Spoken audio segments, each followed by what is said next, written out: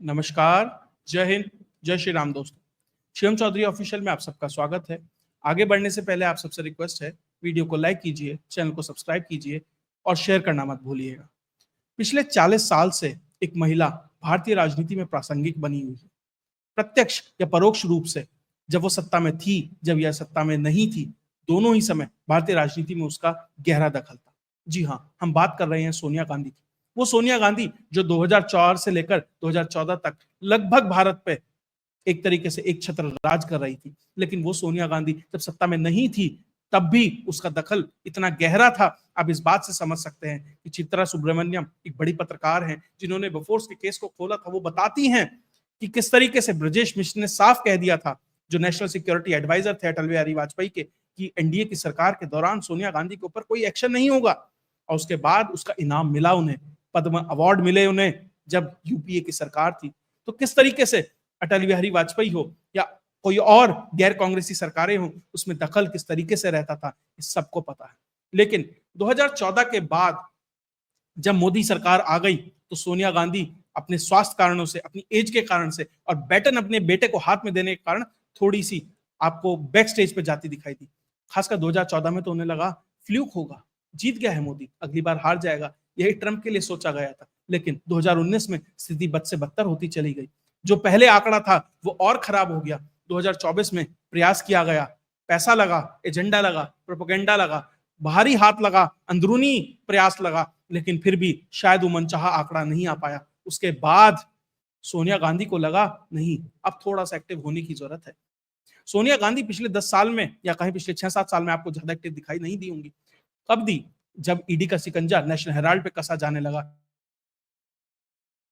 तो India alliance बनाने की बात आई, जब उसमें ममता को, नीतीश को, अलग अलग लोगों को जोड़ना था, मायावती को जोड़ने का प्रयास करना था, तब शायद सोनिया गांधी एक्टिव नजर आई। लेकिन उसके अलावा कहीं आपको पिछले 6 साल में ज्यादा एक्टिव नजर नहीं आएंगी।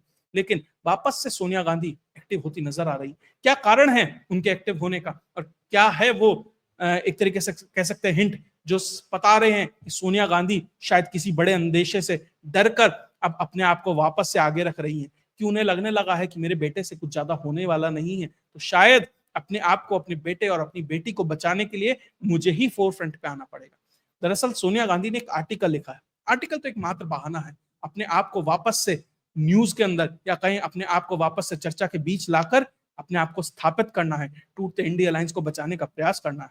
सोनिया गांधी ने एक आर्टिकल लिखा नेशनल एजुकेशन पॉलिसी के ऊपर, कि भारत की एजुकेशन पॉलिसी कैसी होनी चाहिए।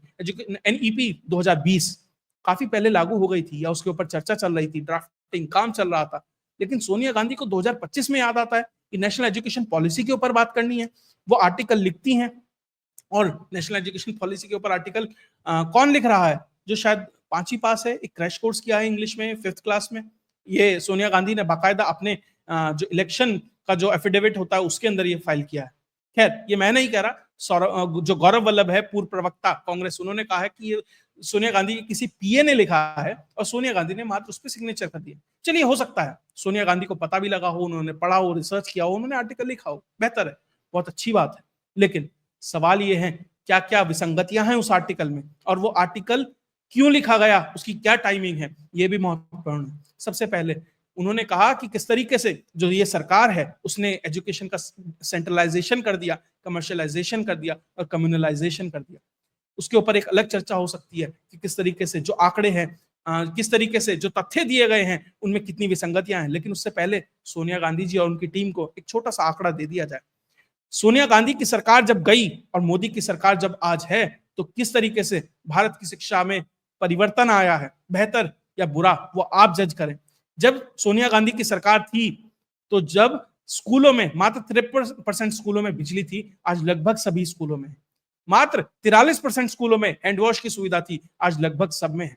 प्राइमरी स्कूल में शिक्षक और स्टूडेंट का जो रेशो था वो 31 था, आज 26 है। हायर सेकेंडरी में 40 था, आज 27 है। तब 38 लाख महिला शिक्षक थी, आज 48 लाख से ऊपर है। तब 82 लाख मेल टीचर थे, आज 95 लाख से ऊपर है। तो निश्चित तौर पर आंकड़े सुधरे हैं, लेकिन क्या उतने सुधरे हैं? नहीं, गुंजाइश अभी बहुत है। लेकिन सवाल ये कि नेशनल एजुकेशन पॉलिसी पे क्यों लाना है ये आर्टिकल। दरअसल नेशनल एजुकेशन पॉलिसी ये वो मुद्दा है जिसपे भाषाई आधार पर एक भेद क्रिएट करने का प्रयास दक्षिण की तरफ से हो रहा है। 3 लैंग्वेज फॉर्मूला, ध्यान रखिएगा, राहुल गांधी की विदेश यात्राएं हो या इस तरह के आर्टिकल कहीं से आते हो, उसके बाद आपको उन मुद्दों के आसपास कुछ भारत में बड़ा होता दिखाई देता है। तो सोनिया गांधी ने जो ये आर्टिकल लिखा है, तो क्या ये भूमिका तैयार की जा रही है उस 3 लैंग्वेज फॉर्मूला जो एनईपी देती है, जिसमें कहीं भी ये नहीं है कि हिंदी सीखना जरूरी है, जहां पर ये इंग्लिश अपनी मातृभाषा और एक और अन्य भाषा, वो कोई भी हो सकती है, एक मराठी, बंगाली, तमिल, तेलुगु, कन्नड़, मलयाली, कोई भी सीख सकता है, लेकिन उसे किस तरीके से हिंदी से जोड़कर दक्षिण भारत वर्सेस उत्तर भारत करने का प्रयास है, तो क्या उसी की परिपाटी या उसी के लिए भूमिका तैयार सोनिया गांधी के आर्टिकलों से कराई जा रही है। उसके बाद जो पूरा इकोसिस्टम है वो उतर पड़ेगा और इसी तरह के आर्टिकलों को उठाकर एक माहौल तैयार करेगा किस तरीके से एजुकेशन नीति खराब है। ध्यान होगा जब 2004 में सोनिया गांधी की सरकार आई थी, मैं बार बार सोनिया गांधी इसलिए कह रहा हूं क्योंकि सोनिया गांधी की ही सरकार थी, मनमोहन सिंह तो मात्र रबर स्टैंप थे। जिसे नहीं पता जाकर एक्सीडेंटल प्राइम मिनिस्टर पढ़ ले या वो मूवी देख ले। तो सोनिया गांधी की जब सरकार आई, किस तरीके से रातों रात पूरी के पूरे किताबों का चेहरा बदल दिया गया, किस तरीके से उसके अंदर मुगलों को अच्छा और शिवाजी जैसे को पहाड़ी चूहा बता दिया गया। ऐसी बहुत सारी चीजें थी, किस तरीके से किताबों को बदल दिया गया। जब जब केंद्र सरकार देर से भले ही जागी है, जो काम आज से 10 साल पहले होना था अब वो करने का प्रयास है, तो इन्हें समझ आ रहा है कि शिक्षा नीति को वापस से जब बदला जा रहा है या कहीं उसे बेहतर किया जा रहा है, तो बहुत लोगों को दिक्कत है। मात्र इतना होता तो भी चल जाता, लेकिन इससे कहीं बड़ा इस सरकार के अंदर जो थर्ड टर्म है उसके अंदर शायद सरकार करती दिखाई दे रही है, जो शायद सतह पर नहीं दिख रहा, लेकिन अंडरग्राउंड बहुत कुछ चल रहा है, जिससे सोनिया गांधी अपने लिए और अपने बेटे के लिए चिंतित नजर आ रही है। क्योंकि नरेंद्र मोदी को पता है जिस तरीके से पूरा का पूरा एक डीप स्टेट या कहें ये लेफ्टिस्ट और जो ये लेफ्टिस्ट मुस्लिम कबाल है किस तरीके से लगा हुआ है, जितने भी राइट विंग या नेशनलिस्ट थॉट के लीडर्स हैं उन्हें हटाने के लिए मुश्किल से वो सुनामी मोदी झेल पाए। डोनाल्ड ट्रंप हटाए गए, इंग्लैंड में कंजर्वेटिव हटाए गए, शेख हसीना हटाई गई, उसके अलावा नेतन्याहू उन्हें झटका दिया गया, और अभी जो लेटेस्ट कैजुअलिटी है वो फ्रांस के अंदर मरी लपेन है, उनके ऊपर 4 साल की सजा है, चुनाव लड़ने से बाध्य कर दिया गया कि चुनाव नहीं लड़ सकती 2027 का। किस तरीके से लेफ्टिस्टों ने एक तरीके से रास्ता खोल दिया मैक्रोन के लिए। तो एक देश को चुन चुनकर हर एक देश को कहीं जुडिशरी के माध्यम से, कहीं तथाकथित रिवोल्यूशन के माध्यम से सरकारें गिराई जा रही हैं। मोदी को भी समझ आ गया डिफेंसिव नहीं खेला जाएगा, थोड़ा अटैक करना पड़ेगा। 2024 के बाद और खासकर ट्रंप के जीतने के बाद जिस अटैकिंग फॉर्म में मोदी दिखाई दे रहे हैं, कम से कम ग्राउंड पर बहुत लोगों की शायद उस पर नजर नहीं जाती, लेकिन सोनिया गांधी जैसे लोगों को उससे सतर्क रहना पड़ता है और वो चीजें उन्हें समझ आ रही हैं। पहली बात, उन्हें समझ आ रहा है किस तरीके से जुडिशरी का फंदा उनके बेटे के आसपास कहीं ना कहीं जो दायरा है उसका तंग होता जा रहा है।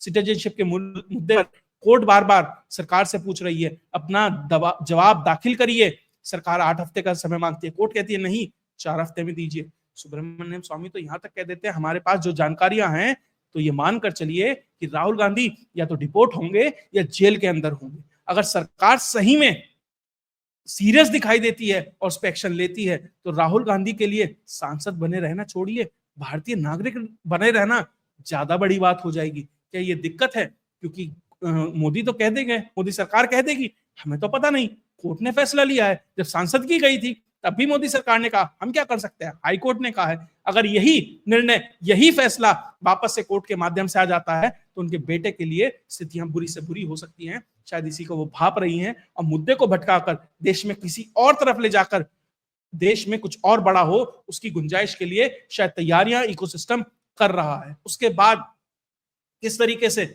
जो इकोसिस्टम है जो इन्हें पैसा देता था, कांग्रेस ये पूरे के पूरे सिस्टम को किस तरीके से वो पल्लवित पोषित कर रहा था, आगे बढ़ा रहा था, उसके ऊपर मोदी सरकार में हमला हो रहा है। तुलसी गबाड़ के होते हुए जॉर्ज सोरोस की संस्थाओं के ऊपर ईडी के छापे पड़ते हैं। ओपन सोसाइटी फाउंडेशन हो, एमनेस्टी इंटरनेशनल हो, ह्यूमन राइट्स वॉच हो, उसके ऊपर छापे पड़ रहे हैं।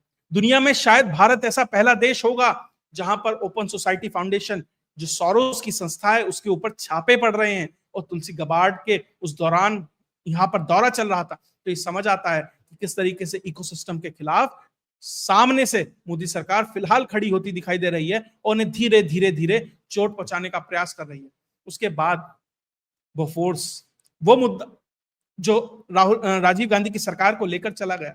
अब खबर यह है कि सीबीआई अमेरिका में जो प्राइवेट इन्वेस्टिगेटर है मिशेल हर्शमैन, उससे बात कर रही है। मिशेल हर्शमैन की कंपनी थी फायरफॉक्स, प्राइवेट इन्वेस्टिगेटर था, उसने पूरी जांच की थी बोफोर्स की। उसने कहा है मैं सारी जानकारी देने के लिए तैयार हूं। सीबीआई कह रही है ठीक है भैया, देरी क्यों, आइए दीजिए। अब बोफोर्स का मामला अगर खुलेगा तो बात क्वात्रोची तक जाएगी, क्वात्रोची से फिर कहां कहां जाएगी सबको पता है। हमने देखा किस तरीके से सिटीजनशिप का मुद्दा हो, बोफोर्स का मुद्दा हो, जॉर्ज सोरोस पे हमला हो रहा हो, यहां तक भी ठीक था। उसके बाद अगस्ता वेस्टलैंड खरीद घोटाला था, जो उसकी जांच है लगभग अंतिम पड़ाव में है। उसमें किस तरीके से क्रिश्चियन मिशेल को जमानत दी गई, तो क्या क्रिश्चियन मिशेल में उस जमानत के एवज में कुछ ऐसी जानकारियां दे दी हैं जो शायद परिवार के लिए स्थितियां खराब कर सकती हैं। अगर इसमें नेशनल हेराल्ड का पुट और लग जाए, छोंक और लग जाए, तो परिवार के लिए जो अब तक बात की जाती थी कांग्रेस ने ये किया, अब तक बात की जाती थी कांग्रेस के नेताओं ने किया, अब पहली बार इन मुद्दों से ये लगने लगा कि गांधी परिवार पे डायरेक्ट वो आरोप लगने लगे हैं जो सोशल मीडिया में लगते थे, अब वो अदालतों में गांधी परिवार के ऊपर लगने लगे हैं। संसद में अब डायरेक्ट गांधी परिवार के ऊपर सवाल उठने लगे हैं।